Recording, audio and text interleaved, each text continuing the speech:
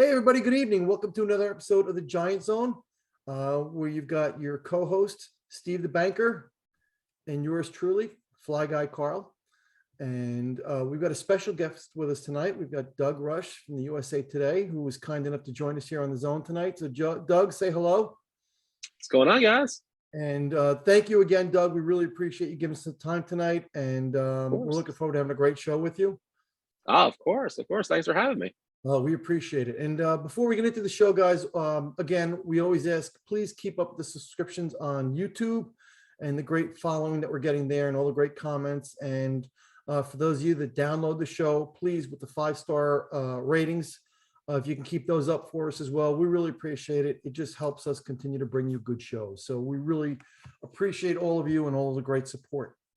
So let's get into this, Doug. So for those of the people out there that aren't too familiar, can you give us a little background about yourself, Doug, how you got into doing what you're doing and following sports science?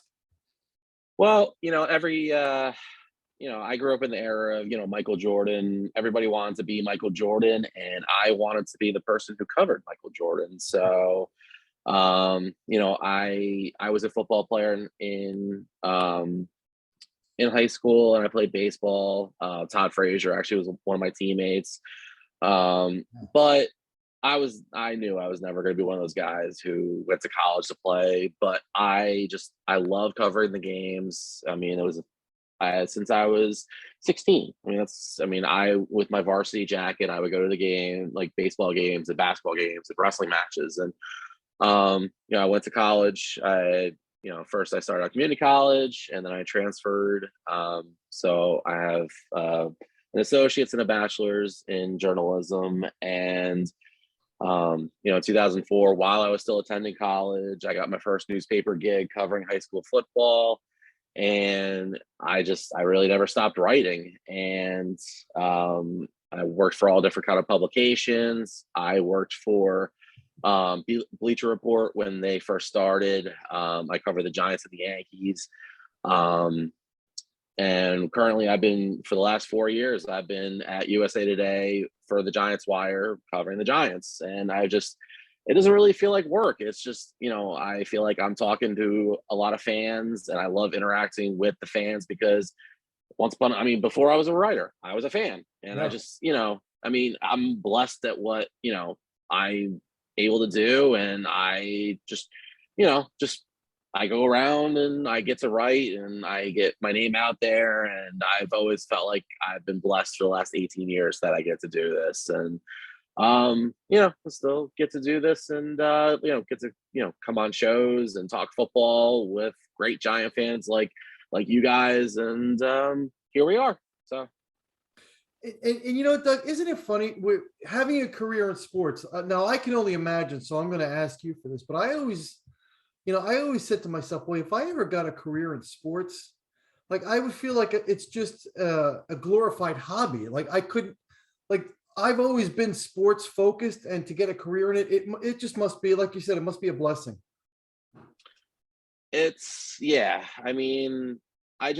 When I was 12, I was very good at, I spoke early and I wrote very well early on. It's just, I don't know, I feel like it's something that I feel like either you can do it or not. It's not always, people tell me they can't write, and it's not easy to them. And just for me, there were times where I could just bang out an article for a publication in 10 minutes just because it's second nature to me. And that's the way I've been since, God, like I said, I've been writing stuff since I was 16 and doing this professionally for the last 18 years. And it's even there are times where I took breaks for a couple months. It's just I got those itches to want to do stuff. And because it's just, I don't know, the thrill of the breaking news and just putting out that article that somebody's going to read something that I've written. And even when, maybe I'm long gone and my kids, they'll talk about hey, this is what my dad did, and grandkids, hey, this is what my grandfather did.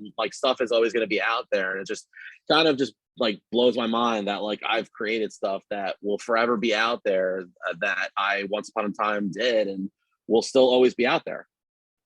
Steve, well, you and Steve have something in common because Steve's kind of like a closet journalist. Steve actually likes to write when he can, and he likes to write about sports too. So Nothing wrong with that. Nothing wrong with that at all. Carl, let me ask Doug. This is such a rare opportunity to speak to him. So again, Doug, thank you so much. I have a question though, just to kind of dig a little deeper on what you just said. Being a fan, we all know what fan means. It's short for fanatical. So if just to clarify one thing and then a follow-up question. To clarify, you grew up a Giants fan, Yankees fan. You grew up a fan of those teams? Yes, I did. I have my families were always, Yankees and Giants, and just always continued. So awesome. So look, I worked at Giants Stadium as a kid in the 80s when Parcells was the coach, and early 90s after I got out of college. You cut me, I bleed blue. Yep. And I love to write, like Carl said. All that being said, though, I don't know how journalists like yourself can be unbiased. How do you so a two-part question, how do you do it? And number two, because we get emotional about our team, get frustrated, especially the last 10 years, we get frustrated. And then part two, do you ever talk to other reporters? Do you ever get jealous of, it's clear to us, some reporters, especially some of the reporters that have covered the Giants, they don't like the Giants. They're just doing their job and they love their work. Have you ever talked to other reporters? Like, how do you balance that? I'm just curious. I had to learn a long time ago, especially like I used to despise Red Sox fans and Eagles fans and Cowboys fans. As I've gotten older, it's yeah. Well, actually, for me, like baseball wise, like it's not so much the Red Sox fans. It's more Houston Astros fans. Being a Yankee fan. But and I'm still, if I take away, the reporter, I'm still a fan, love for my teams to be in the Super Bowl and the World Series and all that. But at the end of the day, I get, paid for an opinion and to give fans an unbiased opinion. So it's literally kind of like, my best comparison is like when Superman takes off, I guess Clark, he takes off Clark Kent and, he takes off that persona and he's someone else. It's kind of like taking away the fandom and just kind of having to be the reporter and just having to give that, just basically telling it what it is, like whether you like it or not. And especially the last 5 years, the Giants have been terrible. I mean, 20 wins and 60 losses. It's been a bad football team. And that's kind of, it's painful, but at the same time, I've also, as a fan, been blessed to see a lot of winning seasons, whereas, the Giants have had 4 Super Bowls. Think about Lions fans. Think about Browns fans. Think about Bills fans. They haven't seen 1 Super Bowl.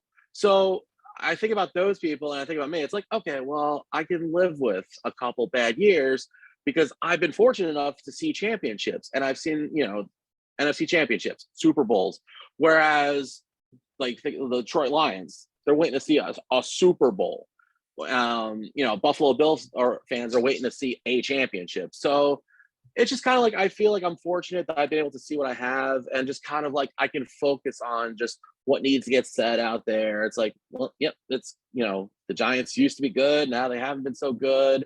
Here's what it is. So it's just kind of taking, trying to take emotion out of it, which is very hard to do. And early on, it's very hard because you're passionate, you're a fan, you want to see your teams win. At the same time, at the end of the day, you do have the job to do. You have to, be fair to the viewer, whether it's the viewers, the readers, whoever it is that your audience is.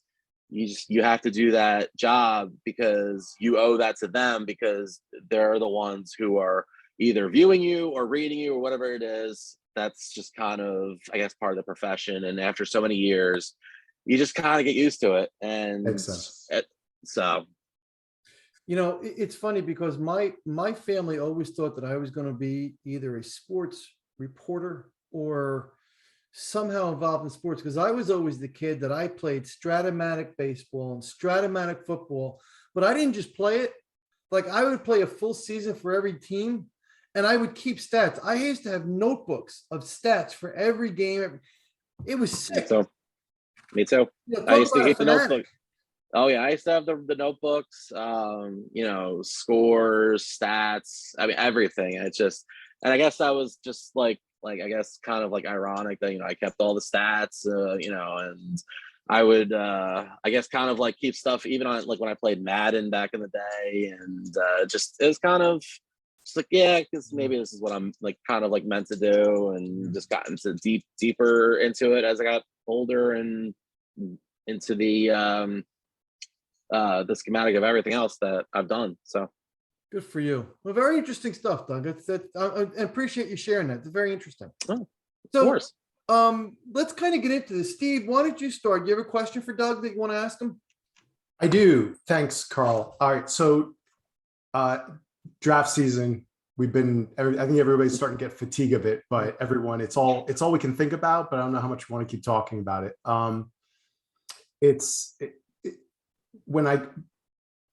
When I go back to the beginning of this offseason and Shane and Dable and all the excitement, it's hard to find any negativity, at least for me and this podcast. It's just been rainbows and roses, as the saying goes. But I think the one thing that most fans have identified, and I'm curious what you would think, is it would seem the only mistake perhaps he's made so far was tipping his hand in the early days. If we remember, he made that one statement, I want to reduce 40 million in the cap. He kept saying that over and over, especially like his first two interviews, I believe, on camera. Mm-hmm. Yes. Teams likely would have figured out as a result that Bradberry is probably the one guy in particular that needs to be moved. Because the other thing Shane said is, I'm not a fan of restructuring, right? So it's like an equation, A plus B equals C. I think most front offices are smart enough to figure that out.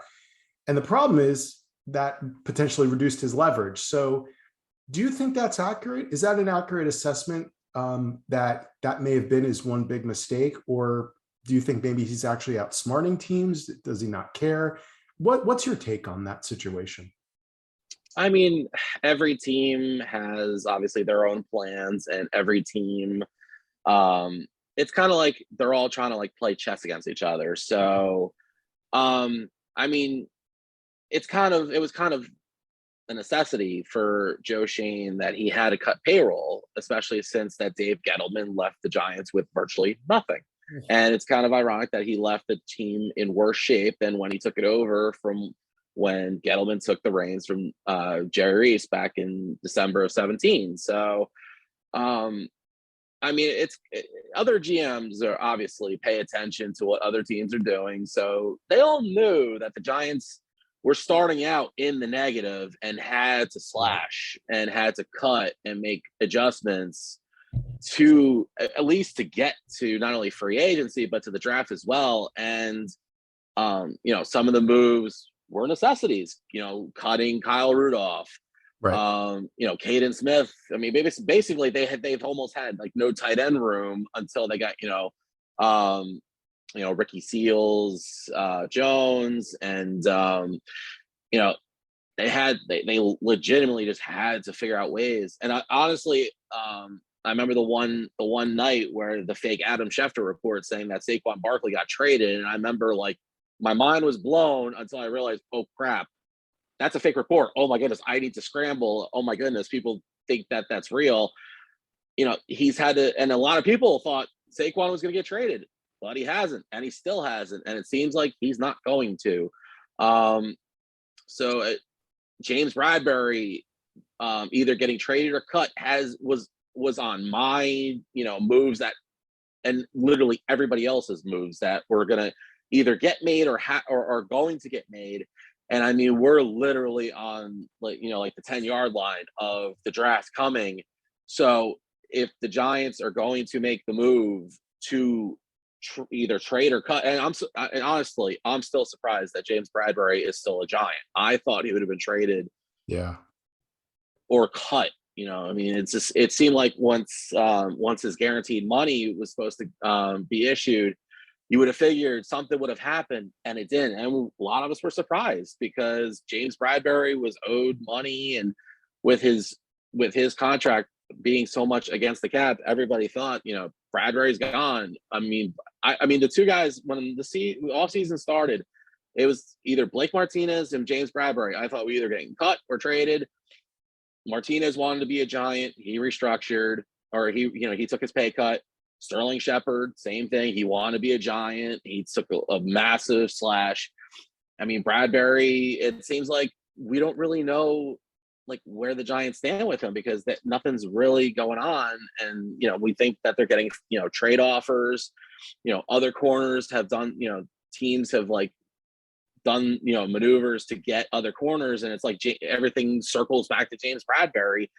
Everybody thought Kansas City made sense. I'm sure other teams have been involved, but everything seems like it circles back to Kansas City. And I think it's just, I mean, even, reports have been out that the Giants would even, eat salary to trade James Bradbury just to get salary cap and also a potential draft pick.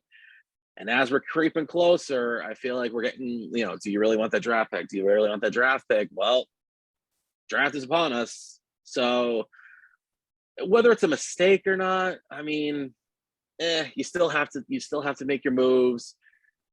We're getting closer. Bradbury's still on the team. Maybe he'll get traded tonight, tomorrow, next week. He's still a Giant. He's not reporting.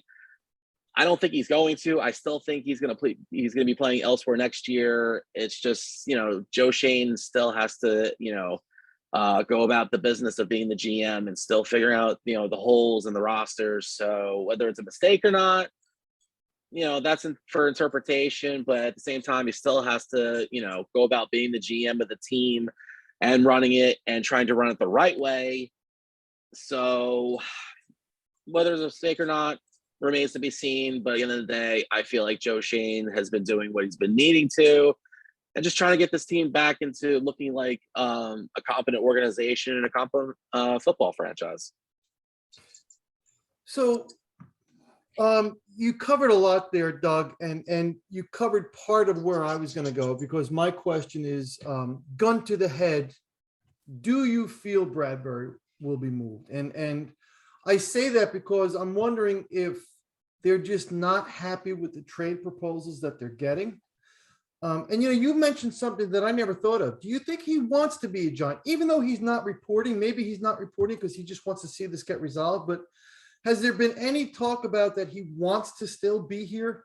And then the other part of that question is, do you see any other surprise cuts or big names or popular names that are currently on the roster that will not be here come opening day or even training camp? Gun to my head, no, I don't think Bradbury is a Giant. I think there's too many options in the draft, because there's so many options and good options and needs available. I mean, you can't cut the secondary, so thin. I mean, Jabril Peppers is already gone. Logan Ryan's gone. You can't cut the room so thin. At the same time, I mean, you've got guys like Kyle Hamilton and Sauce Gardner who are, top 10, top 15 picks who could very well be Giants come opening night of the draft. So, which is why I still think that, his salary saves, his salary alone would basically give the Giants the cap space they needed to pay all the players that they get in the draft. So I think Joe Schoen is waiting for the right deal, because again, I felt like there were so many other, like I said, Kansas City, or whether it was Baltimore or all these other teams that made moves to go get cornerbacks. And it's like, oh, they could have used James Bradbury, but now they got somebody else. And it's just to me, Kansas City makes the most sense because they need a corner. Their defense gave up 1 million points last year. Like James Bradbury could still play at a high level. And, it's not like you're sending him to Jacksonville. You're sending him to a team that was that's been hosting the AFC Championship game for the last 4 years. So, and you're going to, for me, Steve Spagnuolo is always going to be in the hearts of Giants fans, and, has a good, solid defense. They give up a lot of points and a lot of yards, but they do play well and do make a lot of disruptive plays. So I feel like James Bradberry is going to be playing somewhere else. And also, I look at him as kind of like a Gettleman type of. It was kind of Gettleman's free agent. He Yeah. was a guy that Gettleman got him in Carolina, brought him to the Giants. Yeah. And I just felt like, I felt like Shane, had no emotional ties to a lot of the guys that he had here. So, Bradbury playing somewhere else just kind of like it made sense. Whereas Blake Martinez just really felt like he wanted to stay a Giant. Same thing with like Sterling Shepard. It just, you felt like some guys, like their hearts with the Giants. Whereas I feel like James Bradbury, I'm sure he would like to be a Giant, but at the same time, I think he understands the nature of the business. Being that he's been a free agent, I think he understands, new management. He's got a year left on his current deal, so him staying here likely isn't going to happen. And he probably knows he might be playing somewhere else next year. So, yeah, he's probably just waiting it out to see what happens and where he goes, whether it's being cut or being traded. So, yeah, like I said, to answer your question, no, I don't. It's gun to my head. No, I don't think James Bradbury is here. He plays elsewhere, and I just think they reload the secondary through the draft, whether they do it in the first couple of rounds, or if they wait till the draft is over and those guys who didn't get drafted can become undrafted free agents, and they pick guys up from there. And what about the other part of that? Do you see any other big names getting cut or being removed? I mean, surprises even. I mean, the one that I kept, like, I joked about it with fans on social media, and I think it would be hard at this point, would be Kenny Golladay, just because, I mean, he didn't have a very good first year. No. He's always injured, and he was hurt last year too, and he had such a disappointing first year as a Giant. At the same time, like, who doesn't like wide receivers have been getting traded left and right. I mean, we've seen Tyreek Hill, and I mean, I'm surprised DK Metcalf hasn't gotten traded. And I mean, who doesn't need a good one? I mean, if I'm Aaron Rodgers, like, hey, I could use Kenny Golladay, but at the same time, who's Daniel Jones going to be throwing to? Or if he gets hurt, who's Tyrod Taylor going to be throwing to? Yeah, Kadarius Toney is slated to be great. Can he stay healthy? Because he didn't last year. I mean, another one. I mean, Leonard Williams is slated to being, probably one of the better, linemen on that who can get to the quarterback for the Giants. I mean, who could use plenty of teams could use Leonard Williams. At the same time, Giants pass rush hasn't been very good. So are you really going to get rid of one of your best pass rushers to cut salary? I mean, you're kind of like, it's like stealing, what was that whole saying? Stealing from Peter to pay Paul. So it's like Peter to pay Paul. Exactly. Yeah. So you'd be cutting salary, but at the same time, you're also getting rid of your best players instead. And that was the same thing with Barkley. Barkley, when he's healthy, is potentially your best player, but he makes $7 million. You could save, and yes, there's running backs in the draft. At the same time, Saquon Barkley is kind of like the co-face of the franchise. Do you really want to upset the fans who still support Saquon and potentially give up on a player who, if healthy, who showed at times last year when he wasn't dealing with any injury that he could still be productive? At the same time, do you still want to get rid of the $7 million because your former GM just basically pissed away all your assets and are stuck with nothing? It's kind of the catch-22. Like, yeah, you need salary cap, but at the same time, you need football players. And do you just really want to go with 53 no names? It's kind of like, so I mean, I guess gun to my head, I don't know. I don't think any of the other players, just because, I mean, I looked at so many of the guys that made sense to get cut, and a lot of the ones who've been cut already have been cut. So I guess the one, if any of them, I guess would be Golladay, because the wide receiver market has been on fire since free agency started. But even then, I think the Giants will hang on to him just because, you want to give Daniel Jones the best possible chance to have this great, offensive scheme, and you got this offensive coach. who's bringing the Buffalo offense over, and he did wonders with Josh Allen. So you want to give Daniel Jones as many bullets and weapons. So trading away Galladay would kind of like be counterproductive. So I guess probably not. But then again, Who knows? injuries can happen. Injuries can happen in training camp, and then all of a sudden a team has a need, and next thing you know, maybe the Giants are being called, and hey, we'll trade you, a pick for next year for whoever. So, but for right now, it looks like they're hanging on to everybody. But like I said, the summer is probably, if anybody gets moved, it's because of an unforeseen injury. And especially with a prove it year for Daniel Jones too.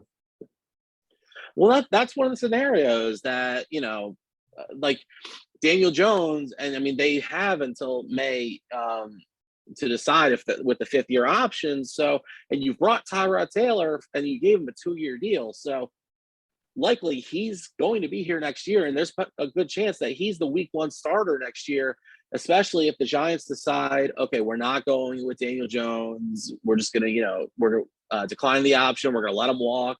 And whatever happens, happens. His free agent year could be, and they did. I think if they decide to let him walk, that's kind of like tipping the hand of where they view Daniel Jones, and that they're potentially looking at 2023 as a potential quarterback draft, and especially looking to the future. So, I mean, and that's the one scenario I pitched. Like, well, what if they decide that they're not viewing Daniel Jones as the guy? Some quarterback gets hurt, and they could stick Tyrod week 1. And what if a team decides they want Daniel Jones just because he's young and maybe they think that they can fix him, or they just need somebody to throw in there? That's a scenario I proposed. Doesn't mean it's going to happen, but it's. Who knows? I mean, Sam Bradford got traded during training camp 1 year. Things can always happen because of injuries. So, and with quarterbacks moving all over the place, especially this offseason, I mean, anything can happen. So, but I mean, it seems like for right now, the Giants' current regime is going to at least try and see what Daniel Jones can do this year, regardless of next year. And I feel like they're taking it like 1 week or 1 month at a time. And if it's like, hey, if he does great, we can, see what he can do. If not, hey, we can, draft a quarterback next year in a class where the quarterbacks are viewed as more prizes and highly touted. So that's how I see it. I know that's how some others have seen it. But I mean, I think Jones's health is a factor, and just trying to see how Jones plays in this new system. And basically he'll be playing in his 3rd system coming out. We'll see how he does. Steve, what else do you have for Doug?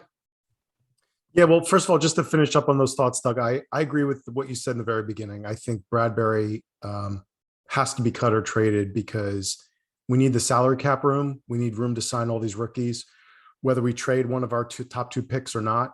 Looks like we lost Doug there. Nope. Yep, there you are. All right, you're back. And so people could say, well, you know what? Keep them. We'll make it work. Well, the only way to make it work is to restructure, from what I can tell from what everybody said, Leo or Galladay. And we all know Shane doesn't want to do that. You there? Okay. For those listening, we're losing a little visual here, but anyway, so bottom line is I know they definitely don't want to restructure Galladay just because his contract, it would just be bad economics for the team. His contract is, like, for lack of a better word, absolutely sucked. He's not a $72 million wide receiver. I love the signing, but he's been terrible. We could have a whole conversation around that. And then Leo, I think they want flexibility, right? And this team is not married to any of these players. This was not their team. So it seems to me Bradberry has to go in one way, shape, or the other. The other question that I had was, every year in the draft, there are smoke screens, right? Teams send them out on purpose. They send them out either directly, indirectly, through the media, through contacts, through trainers, through college coaches. We all know this has been going. I've been following the draft for almost 35 years. It happens every year, right? So this year, I think the two biggest, and there's been a bunch, but the two biggest for me are Thibodeau potentially dropping, right? We've all heard those stories. Oh, it's his character. Is he really committed to football? And then Walker, clearly just purely because of his physical traits, unicorn physical traits, potentially even a week ago, oh, I think Daniel Jeremiah or somebody else said, oh, he might go number one in the draft. Where do you see these two players being picked? Honestly, I would not be surprised if Jacksonville decides to take Trayvon Walker number one. Really? Okay. Wow. Just because, one, it's the Jaguars, and the Jaguars. Blake Bortles. The Jaguars, Jaguar. I Yeah. mean, Yeah. because personally, if I'm Trevor Lawrence, I'd be begging for Evan Neal. Yeah. Or Yeah. offensive line. Just I'm your franchise. Please freaking protect me. I don't understand how they don't pick Evan Neal. Carl and I have man crushes on Neal. We want Evan Neal. If not Neal, Iquanu. And I know Carl's going to get into that. Mhm. I understand the allure of an edge. There is no Myles Garrett in this draft. Everyone's like, oh, Aiden Hutchinson. He's not Myles Garrett. He's not the Bosa brothers. Why would you not? I agree with you. Why would he's just like our number one thing this year? Our number one priority should be figuring out if in this final chance, is Daniel the guy? At least finally fix the line. Why wouldn't Jacksonville do the same thing? Because I it's mean, Jacksonville. Yeah. because it's Jacksonville does Jacksonville things at the same time. and in my mock drafts, I have picked, if he's been there, Evan Neal has been the guy that I've picked the most for the Giants, because I just how do you pass on a guy who should be the number one pick? And I feel like I have been talking about the Giants needing to fix the offensive line. This has been the broken record going back to Eli Manning's last couple of years. It's this was Jerry Reese's Achilles heel of not. It still blows my mind that Andrew Whitworth wanted to be a Giant and he did not bring him here. Still playing at a high level. And was playing at a high level, ended his career playing and winning a Super Bowl at 40 years old, which just, I appreciate offensive linemen, because once upon a time ago I was one. I know the importance of having a good offensive line. And if you're a new football fan, to anyone, just go and look at David Carr from the Houston Texans in his first 4 seasons in his career. You will see why you should at least have a competent offensive line, because you can ruin a quarterback's career if you don't protect them. And it's not like the game has changed that much. You still need offensive line. Let's look at the last game of the year. The Cincinnati Bengals could have won the Super Bowl had they protected Joe Burrow. Even on the last play where Aaron Donald was ripping roughshod through their line. If they had decent players, maybe Joe Burrow finds Jamar Chase down the field, and all of a sudden they got the game-winning touchdown, and the Super Bowl goes a much different score. That's why they invested all that money in La'el Collins from the Cowboys. That's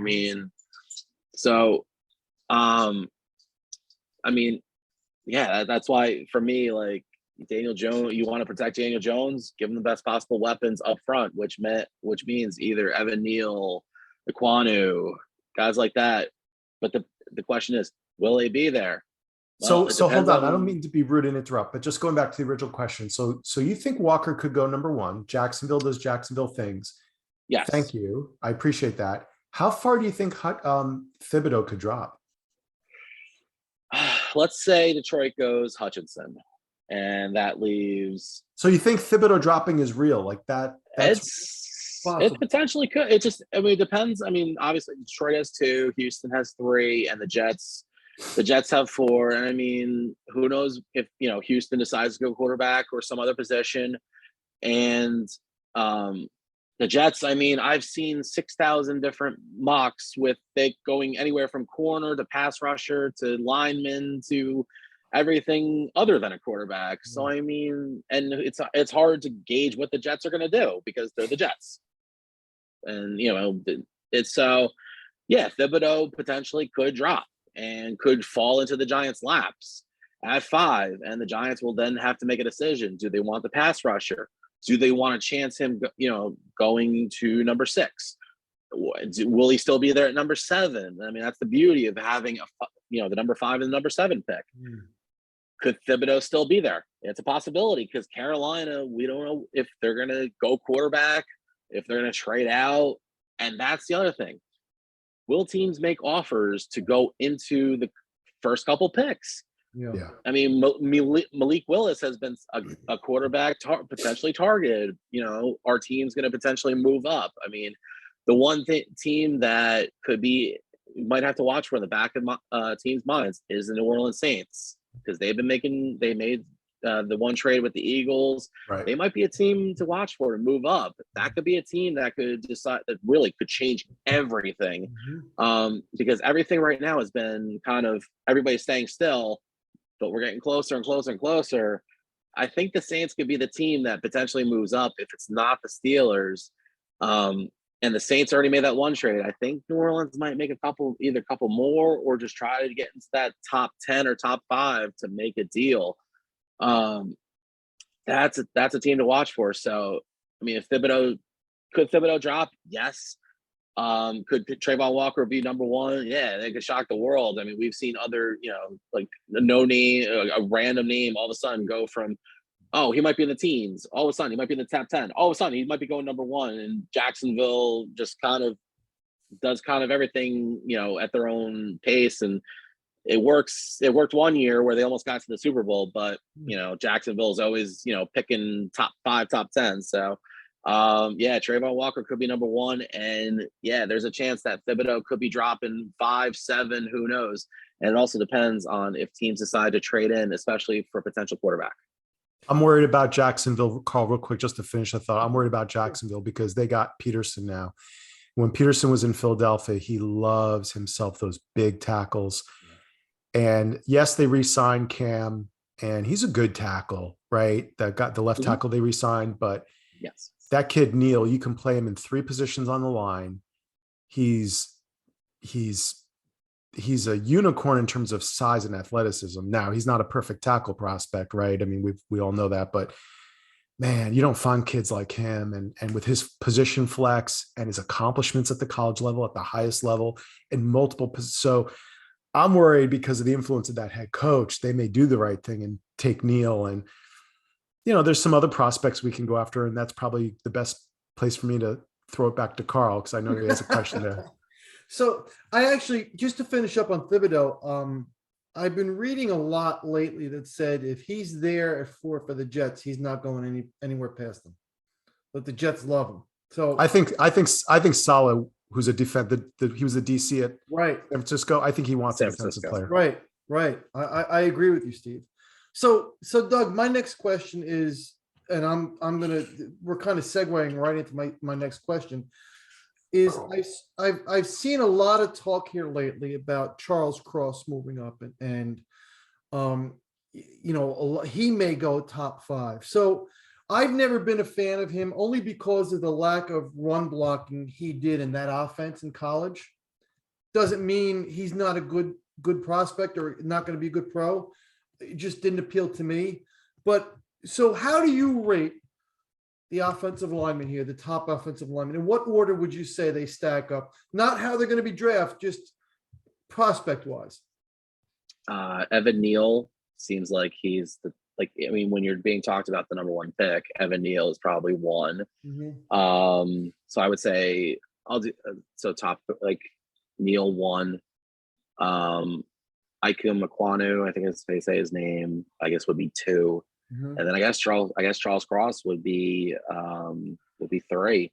And Cross has been a name that has been talked about a lot. Reports are saying the Giants love him.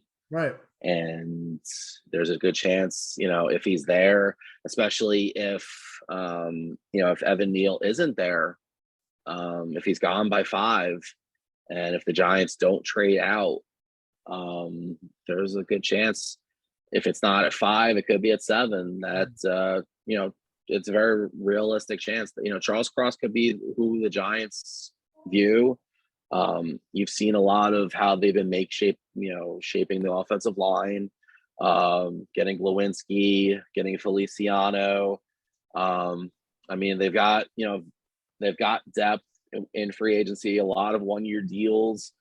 But I feel like a lot of people feel like the Giants probably should, and likely, at least they should, get an offensive lineman to fill that right tackle spot. And if Evan Neal isn't there, at least that's how I see it. If Evan Neal isn't at 5, it could be Charles Cross at either 5 or 7 if the Giants don't trade out. And I feel like I know you said you're hesitant on him just because, and I was too in the beginning, just because he wasn't the, I don't know if you want to call it the sexy pick, Right. the big name. But at the same time, look at the way that Joe Schoen has kind of built this team with resources he has. A lot of the free agents he's been bringing in aren't exactly the sexy free agent signings. He's building a team with football players and guys who he feel that can help, and guys that he knew from Buffalo coming in. So maybe Charles Cross isn't Evan Neal, but could Charles Cross help the Giants? Could you coach him? Can you build him, with Anthony Johnson? Yeah, because I honestly I trust Joe Schoen and his ability to scout and draft and develop, and Brian Dable's ability to coach football players and coach people. Whereas Dave Gettleman kind of was I know what I'm doing, and kind of that arrogant Okay, kids. kind of like kind of the way things were done in the 1980s. Whereas schmuck Joe Schoen kind of knows how to run a franchise, and going back to when Bill Parcells saw talent in him, and now here he is running the New York Giants as their general manager. So I feel like if Joe Schoen believes in Charles Cross and thinks he's a good pick at 5 or 7, there's a very good chance the Giants could be going with Charles Cross at one of those 2 picks. You know what I find interesting, and this kind of just occurred to me recently. So we're all in agreement that Evan Neal is probably the top offensive lineman in this draft, right? I think it's safe to assume that. Yes. But here's what I find funny. So we're all saying of the linemen, Evan Neal is the best lineman in the draft. Yet we're talking about Evan Neal may be there at 5. How come we can say that about Evan Neal, the top lineman that we all feel is the top lineman in the draft, and yet you don't hear anything about Aquanu possibly being there? I don't know if you want to say it's the Alabama factor, if it's just because he's, first of all, who doesn't need offensive linemen? I mean, you look at their value over the last 10 years of just, you don't do anything without offensive line. And I mean, Alabama has been on the forefront of since Nick Saban has gotten there. Alabama has been on the forefront of every college football season. And I mean, they send out, half their team ends up becoming pros and it's just like, it's the joke was like, Alabama is an NFL team waiting just to happen with all their players. So, so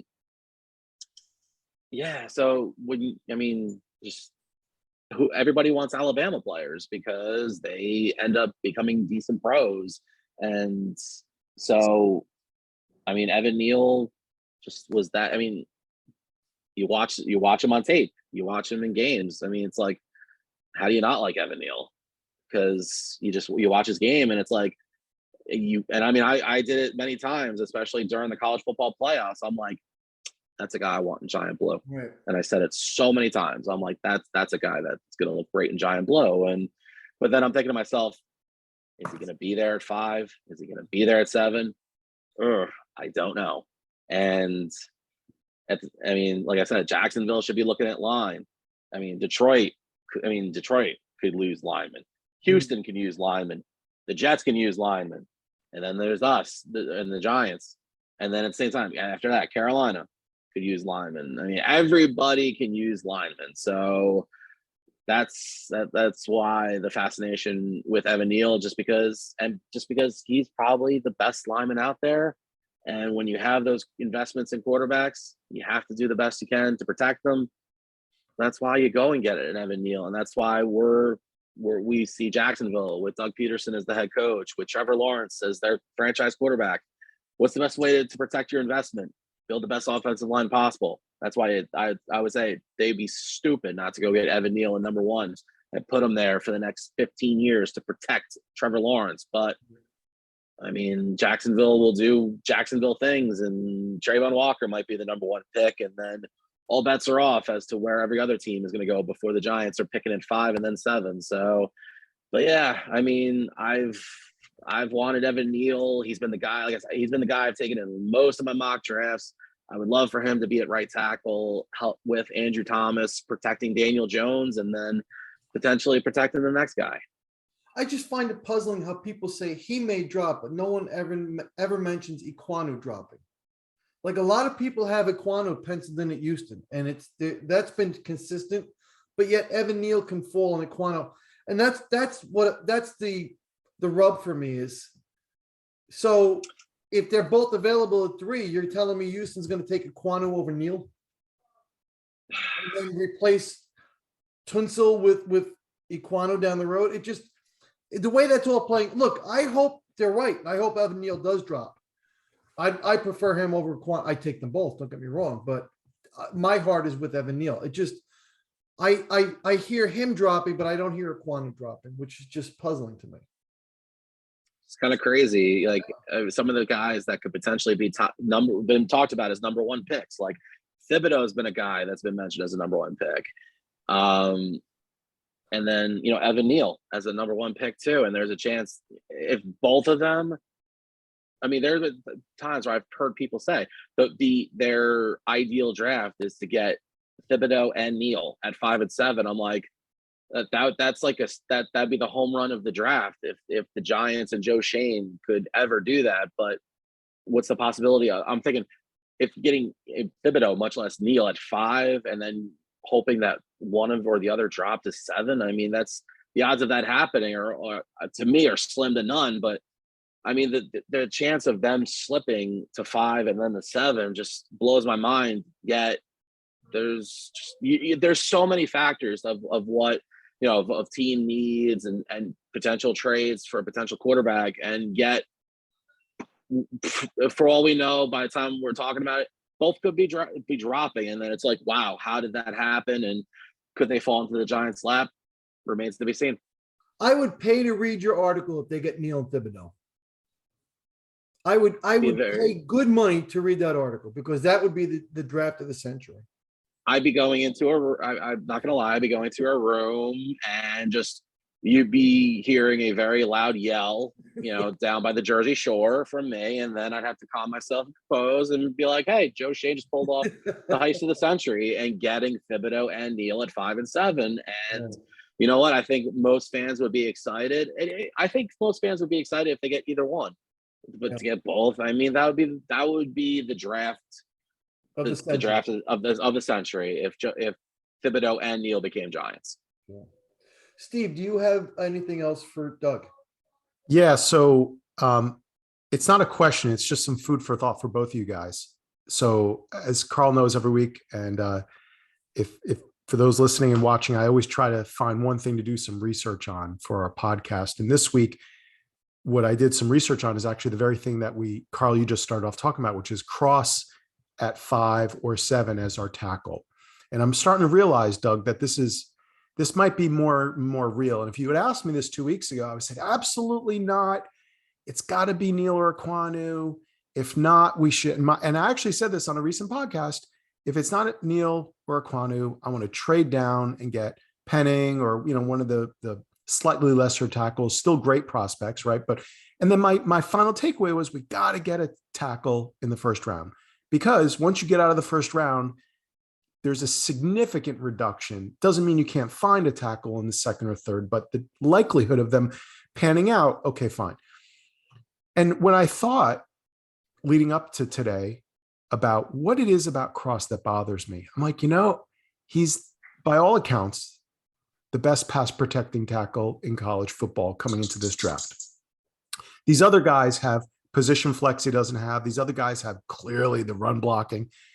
And then I thought, well, what's the type of scheme that Dable and Kafka are going to try to implement, right? They're going to try to get DJ in motion, Saquon out in the flat. We got Glowinski inside. The inside blocking will be tightened up, right? Because it's been historically bad. But what is it about Cross? And Carl, you said it. Oh, his run blocking. I wasn't impressed. I looked at some of his college tape. He can run block. He's just not those guys, right? He's actually decent in space. He doesn't have the nasty, and he doesn't have the stickiness to his blocker. He engages, and then he doesn't necessarily, he's not going to pancake him up, but he's got the feet, he's got the mobility, and he's got the ability to redirect people. But the thing that bothered me the most, and where I'm going with all this, was his size. I think that's one of the things as fans, we all look at him like, 6'5", 305. That's not a big run blocking right tackle. Right. So guess what? I went to Over the Cap. So shout out to overthecap.com. That's one of the two sites we tend to quote a lot, Spotrac and then Over the Cap. I looked at every right tackle in the NFL and their contracts. I bet y'all nobody on the podcast right now who's listening or watching knows who is the number one highest paid right tackle in football. I didn't. It's Ryan Ramczyk, $96 million contract, averaging 19.2 per year. Guaranteed money was $60 million. Number 2, Brian O'Neill with the Vikings. Number 3 should be no surprise, Lane Johnson, the Eagles. He's we all have no love for him because he's good and he plays for the Eagles. Braden Smith, the Colts, is actually very good. Taylor Moton, most people should know that name, on the Panthers. And then you start going down a little further. 2 down from that is George Fant on the Jets, who actually did a very good job for them. They switched him over to the right tackle if their left tackle's healthy, but they may want to replace him in the draft. But he's actually one of the higher paid right tackles right now. Rob Havenstein is who I wanted to get to. He's $32 million contract, guaranteed money $16 million. Under that is Jack Conklin. What do all these guys have in common? When they came out of college, so their current listed weight, if you go anywhere on the internet, I'll be the first to admit, I think we could all agree they probably weigh 5 or 10 pounds more. They've put on some man muscle. They've been in the league for 3-5 years. But so at a minimum, this is their listed weight at the combine and as a rookie. Ryan Ramczyk, 6'6", 310. He's an inch taller, 5 pounds bigger. Brian O'Neill, second highest paid in the league, 6'6", 305. Same weight, an inch taller. Lane Johnson, 6'6", 310. I was shocked. I thought when he came out of college, he was bigger. Nope. Right. Braden Smith, 6'6", 303. 2 pounds lighter. Taylor Moton, 6'5", 3'9". Rob Havenstein, 6'7", 321. But George Fant, 6'5", 296. And lastly, Jack Conklin, who I had that big man crush on in that draft. That's why I wanted the Giants to draft that year. Jerry Reese got outsmarted. Not just a Pro Bowler, but he was an All-Pro his rookie year. 6'6", 308. So I guess the reason, guys, that I'm saying all this is I was like, you know what, Steven? You need to get over that size thing. The days of the right tackle just being, 6'7", 340 pounds. We have a couple of them in the league. Don't get me wrong, but they're not the highest paid, and they're not the highest paid for a reason, because that means they're not necessarily the best. His size shouldn't scare us. And he's got a frame. He can put some muscle on. Maybe it's the Kafka and Dable and the scheme they're going to have of getting guys out in space, movement. This kid has those abilities. So I guess what I'm saying is, what do you think? I'm not as scared about us getting Cross. If it's not a smokescreen, we pulled him in for a visit. If what they say is true, that we are falling in love with him, which shame on the Giants for revealing that if that's the case, but maybe they're doing it because they know he's going to be there and they know the fans, they don't want the fans to freak out. That's actually that's really good points. I mean, if you want to really look at who the Giants had at right tackle this past year, Nate Solder. Yeah. And I'm never gonna say I respect Nate Solder as a human being just for Yeah. what he went through. I mean, I know his play was poor. So, it's putting the player and the human being at the same time. Nate Solder was 6'9" and 320 pounds. And we saw the videos this past year and the tape of him getting pushed around and just getting annihilated just because he was a step slow, dealing with his own cancer and, his son's health, and just coming back after a year where he opted out. I mean, Nate Solder barely looked like a competent offensive lineman at times when, he played years as a Super Bowl winning tackle. So, size isn't always everything, even though people tend to love to fall in love with these big, massive behemoth offensive linemen because you can't teach size. Either a guy has it or doesn't. At the same time, I mean, Eric Flowers was a big offensive lineman, and he was terrible for the I'm glad you Giants brought him up. because he was also. Can I interject one thing? Sure. The 2015 draft.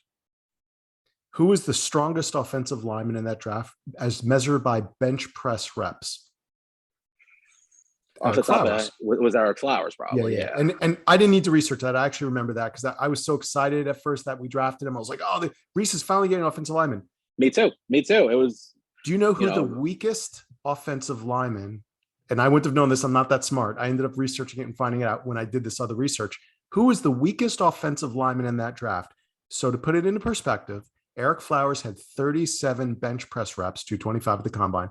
This player, drum roll, ladies and gentlemen, had only 16 reps. I think there's high school offensive linemen that would do better than that. 16 reps at 225. You know who that was? Probably an all-pro. He just won a Super Bowl for the Rams, Rob Havenstein. Yep. The guy that I mentioned earlier as the 2, 3, 4, 5, 6, 7, the 8th highest paid right tackle in football. Boom. Which goes to show that combine stats, they're fun, they're flashy. At the same time, when it comes right down to it, it's all about skill as a football player. Yeah. So it's instead of the bench rep press, it's how do they compute the playbook? How do they react to, moving their feet? Where do they put their hands? How do they develop as an actual football player and an offensive lineman? Yeah, Eric Flowers could put up 37 bench reps, but at the same time, he was downright terrible at left and right tackle. Yes, he's had some success at guard. At the same time, there are times where his maturity and mentality as a football player were questioned, which is another thing. Are you mentally able to handle being an NFL football player going up against some of the top defensive pass rushers in this league? And they're only getting bigger and stronger and faster and quicker every single year. There's more things than just what you see as far as the combine stats go as to what makes a really good football player. And, which is why some things, especially for offensive linemen, there's things on their football cards and there's the stat sheets that you will never see because, the offensive lineman is not a flashy position. At the same time, that's where you got to look at the tapes and got to look at the guy, like, is this guy getting it done? And sometimes it's just, when and when you look at a guy, it's like, and it's the old Chris Collins. Well, here's a guy, and you see the guy, and it's like, okay, yeah, that guy can play, and that guy can just maul people. So yeah, not the bench rep stats, and that how much a guy can bench and how their size. It's great, but in the end, are they going to help you win a championship? And that's productivity. The kind of guys.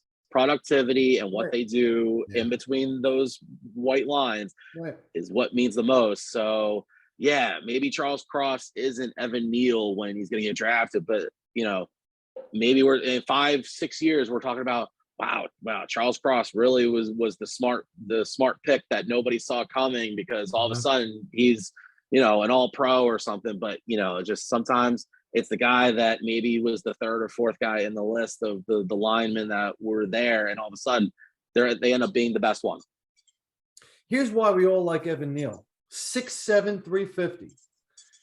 Iquanu, 6'4", 320. I mean, those are some big men, boy. Those are some And, big and muscular there's men. actually a lot of guys in this draft that size, Yeah. but there aren't any who have the productivity, like we just said, who actually put it on film, like pancake, maul, nasty, and consistent, and then are able to engage and find work at the second and third level, go find work, pick up stunts, offensive. I mean, you can find guys 6'7", 330. They're out there, Sure. but they're like turnstiles.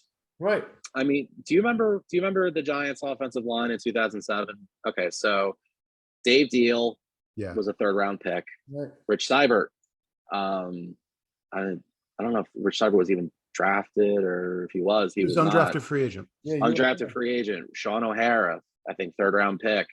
Chris Snee, who was an all pro, one of the best guards in football, I think was a 2nd round pick. And then Correct. Kareem McKenzie. So, I mean, those guys were all, I don't think any of them were like behemoth, mammoth guys. But at the same time, those guys were lunch pail. I think Kareem was a pretty big dude. He was probably the biggest of the 5. I think the Jets got him out They of Penn signed State. it from the Jets. You're right, Steve. And I think out of Penn State, like the 2nd round, I think. Right. First or second. And they played so well together too. It's just those kind of guys, like they meshed.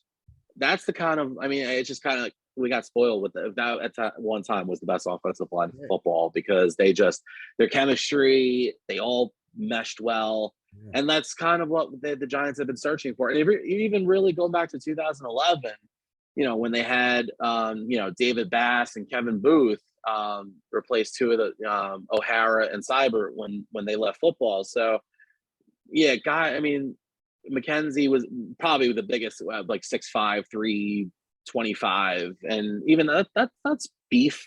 That's muscle. That's strength. And Booth and Bass were big dudes. Booth was humongous, massive arms. So, but at the same time, a guy's height and weight, it's great. You need it. You need the muscle mass and the power up front. At the same time, what do they do with it in the end in the football? Look, Tony Mandarick is one of the biggest all-time draft busts, and he was massive human being. Robert Gallery, who was in that's who I was just thinking of. The Raiders, who was in Eli Manning's draft class. Yes. That guy was being talked about as a potential. I remember he was talked about as a potential Giants draft pick if the Giants didn't get a quarterback, and he flamed out. So many offensive linemen over the years are these big, massive human beings. Remember Lincoln Kennedy? Lincoln Kennedy, Yep. Another one. There's just so many. We just talked about Eric Flowers for the Giants. There are so many over the years. You can go through every draft year where there's these big, massive, mammoth human beings, yet it doesn't work out for them for some reason. It's just whether it's just the college game to the pro game is just too much for them, or just they're a reserve or whatever it is. It's just the ones Doug, I think you said it best, Doug. In Shane, we trust. And I know Carl has said that many times, and I do trust him, but I had to go through this exercise that I went through because no matter how much I'm telling myself I trust him, I'm like, man, is Cross a right tackle though? He's been working on the position in the offseason. We've heard about it leading up to the draft, blah, blah, blah, blah. They've been working him out in private workouts. So, but I'm like, man, right tackle, he's not big enough. And then I did that research. I was like, you know what? He's fine. Justin Pugh was our right tackle once, and then he ended up getting moved. But at the same time, out of Syracuse, So you never know. We still got less than 2 weeks to go. Yeah. All options are on the board. So very interesting. Steve, that was a great exercise. That was good stuff. That was tremendous. I didn't know some of those guys, and just. Some of those guys, like I said, coming out, it's like you never think like they would end up being. And that's the thing; they get their rookie deal, but then it's how well they can do coming out of college, and then they get their second deal. I'll say this to close it with: I started doing this research, and I stopped about 15 players in because I work for a living like everybody else, and it was getting to a point I didn't have the free time. But I did go back to each and every one of those players, starting at the number one and then work my way down to see what positions did they play in college. It can be hard to find that, believe it or not, on a couple of these guys that weren't highly drafted. There's not a lot out there. You have to go to their college, the page on their college website from that year. There's, these guys have, and to be fair, a lot of these guys played right tackle. Then many of them were left tackles, but they made their way over there over the course of their college career. They played right guard, right tackle, or right tackle, and then moved to left guard in their final year. We all know how that works. I know that's the knock on Cross. He's young. He's only had one great year of college productivity. The year before that, it was like, he was a red shirt. He's never played right tackle. So I know Carl has mentioned that, and that's a legitimate concern, Carl.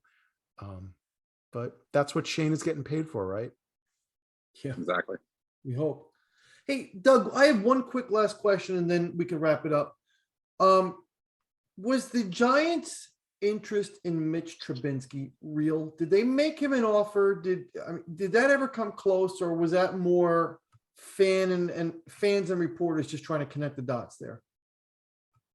I think they considered him. I think if the quarterback market wasn't so robust and teams needed quarterbacks, I think the Giants, in their mind, I think if the Steelers, or if the Steelers end up getting him, but I think if they didn't, I think the Commanders were probably, I heard they were interested.